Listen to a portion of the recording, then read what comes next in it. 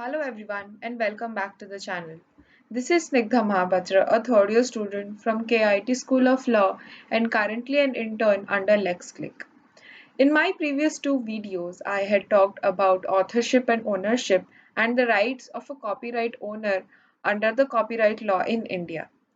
In today's video, I will be talking about copyright infringement.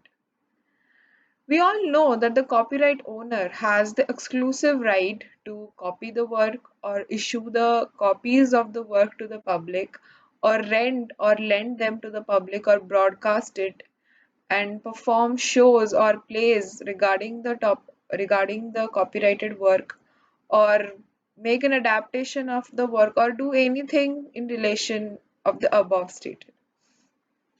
These exclusive rights comprised in the copyright law in different classes of protected works are spelled out in Section 14 of the Indian Copyright Act 1957. Section 51 of the Act defines the varieties of acts which infringe copyright and all other rights created by the Act. This section is the foundation of copyright liability.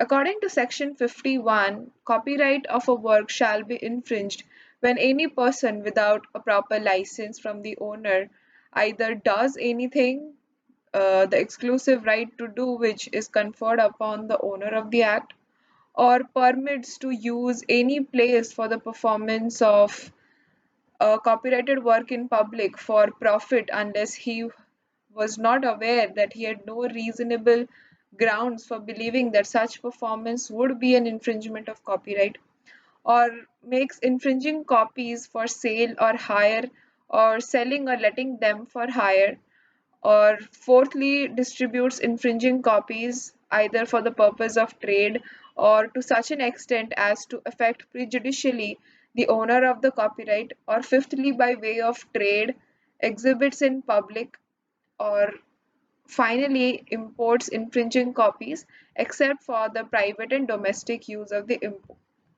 importer. The explanation to this section further provides that the reproduction of dramatic, literary, or musical works in the form of cinematograph film shall be deemed to be an infringing copy. Thus, when any person carries on any activity which contravenes any rights afforded to the owner of the copyright in a work, permits any place for the public performance of the work, or makes infringing copies of the work for sale or hire, or distributes or exhibits or imports any infringing copies for the purposes of trade or so far as to prejudicially affect the owner of the copyright is said to infringe the copyright of the owner. Any dealing in infringing copies also amounts to an infringement.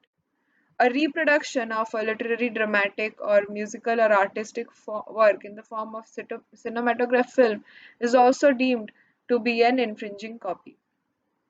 Now, some other examples of copyright infringement the defend could be the person downloads movies or songs from an unauthorized source when it will amount to copyright infringement. Or if a person uses song or background music in his or her music video, then he could be made liable for copyright infringement.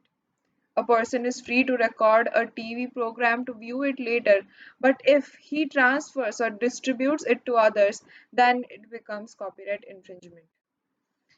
Now, there are various criteria for determination of infringement. The definition clause of the 1957 Act does not define infringement as such, but the definition of an infringing copy in Section 2, subsection M provides some standards and criteria for the determination that an infringement has occurred. Accordingly, it means first, in relation to a literary, dramatic, musical, or artistic work, a reproduction thereof, otherwise in the form of a cinematographic film. Two, in relation to a cinematograph film, a copy of the film made on any medium by any means. Third, in relation to a sound recording, any other recording embodying the same sound recording by any means. Fourth, in relation to a program or performance, in if such a broadcast reproduction right or a performer's right, subsists under the Act, the sound recording or a cinematographic film of such performance. If such reproduction, copy, or sound recording is made or imported in contravention of the provision of this Act, will constitute infringement. Infringement. To constitute infringement, the verbatim copy or an exact reproduction of the dealing of the work is not necessary. A resemblance with the original in a large measure is sufficient. It is the degree of resemblance which makes the infringing work a mere slavish copy of the original. In the case of Sitanath Basak versus Mohini Mohan, it was held that mere resemblance of a work by itself is not an evidence of piracy when the subject matter dealt with is common. This case was an appeal against the order of the trial court enjoining the appellants from publishing a book which allegedly infringed the copyright of the defendant's book. The appellant claimed that the similarity in the contents is only due to the commonality in the subject matter dealt with in both the books.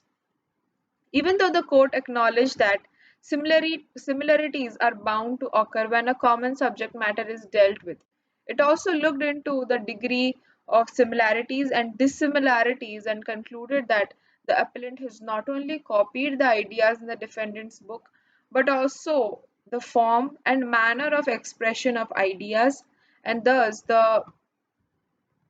infringing the copyright of the defendant. Thank you so much for watching the video. Please subscribe to the channel for further updates and regular viewing.